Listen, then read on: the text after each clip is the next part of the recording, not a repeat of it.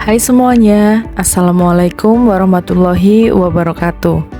Hari ini kita akan mempelajari tentang materi atribut produk, tingkatan produk, kualitas produk, dan juga klasifikasi produk. Di sesi yang pertama, kita akan mempelajari tentang materi atribut produk. Hal ini adalah elemen penting dalam menentukan keputusan pembelian bagi konsumen. Atribut produk terbagi menjadi 3 kategori utama. Yang pertama adalah atribut fisik. Ini mencakup karakteristik yang dapat dilihat, dirasakan, dan juga menarik perhatian konsumen. Misalnya seperti desain, warna, ukuran, dan juga bahan. Misalnya sebuah smartphone yang memiliki desain elegan, pilihan warna yang menarik, serta ukuran yang pas di tangan akan lebih menarik bagi konsumen.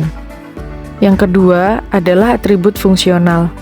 Atribut ini berkaitan dengan manfaat dan kegunaan produk atau fungsi.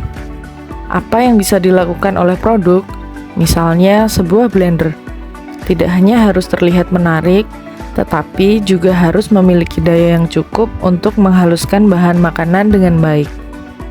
Yang ketiga adalah atribut emosional. Ini adalah aspek yang berhubungan dengan perasaan dan pengalaman yang ditawarkan produk kepada konsumen. Merek yang memiliki cerita yang kuat atau nilai emosional tertentu seringkali lebih menarik perhatian.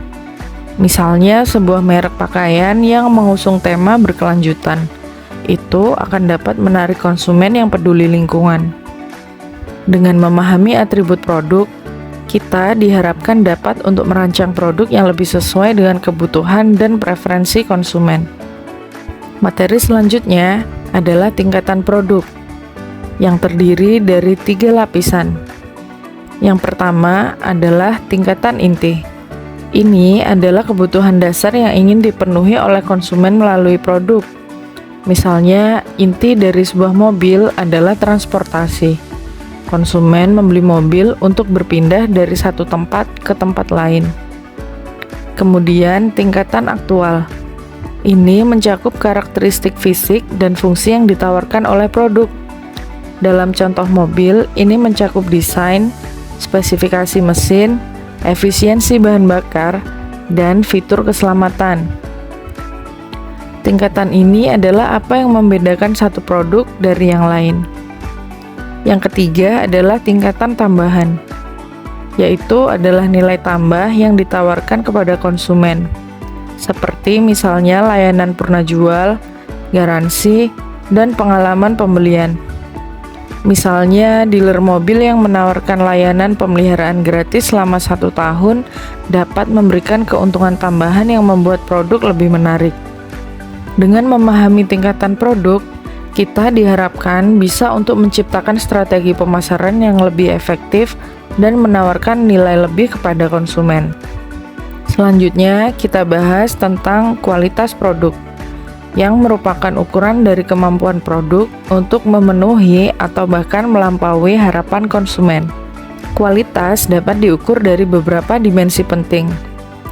Yang pertama adalah keandalan. Ini menunjukkan seberapa konsisten produk dapat berfungsi tanpa masalah. Produk yang memiliki tingkat keandalan tinggi cenderung menciptakan kepercayaan di kalangan konsumen. Yang kedua adalah daya tahan. Ini berhubungan dengan berapa lama produk dapat bertahan sebelum perlu diganti. Produk dengan daya tahan yang baik dapat mengurangi frekuensi pengeluaran konsumen. Yang ketiga adalah kinerja. Ini mencakup seberapa baik produk menjalankan fungsinya. Misalnya, laptop harus memiliki kecepatan dan kemampuan untuk menjalankan berbagai aplikasi dengan baik. Kemudian yang keempat adalah desain. Desain yang baik tidak hanya menarik secara visual, tetapi juga meningkatkan fungsi dan kenyamanan produk. Perusahaan yang fokus pada kualitas tidak hanya dapat meningkatkan kepuasan pelanggan, tetapi juga membangun loyalitas merek yang kuat. Nah, yang terakhir kita akan membahas tentang klasifikasi produk. Klasifikasi ini dapat membantu kita dalam strategi pemasaran dan pengembangan produk. Ada beberapa kategori utama. Yang pertama, barang konsumen. Ini adalah produk yang digunakan oleh konsumen akhir. Barang ini dibagi lagi menjadi yang pertama, barang konsumsi sehari-hari, yaitu produk yang dibeli secara rutin seperti makanan dan minuman. Yang kedua adalah barang tahan lama, yaitu produk yang digunakan dalam jangka waktu lama seperti elektronik dan furnitur. Dan yang ketiga adalah barang mewah, yaitu produk yang biasanya memiliki harga tinggi dan berkualitas premium, seperti jam tangan mewah atau mobil sport. Nah, selanjutnya, barang industri. Ini adalah produk yang digunakan dalam proses produksi atau bisnis. Kategori ini meliputi yang pertama adalah bahan baku, atau produk yang digunakan dalam proses produksi barang lainnya. Kemudian peralatan, yaitu alat atau mesin yang digunakan dalam proses produksi. Dan yang terakhir adalah komponen, yaitu bagian dari produk yang lebih besar seperti suku cadang mobil. Nah, dengan memahami klasifikasi produk, kita dapat menentukan target pasar dan strategi distribusi yang lebih efektif. Kurang lebih seperti itu materi hari ini. Semoga informasinya bisa bermanfaat untuk kita semua.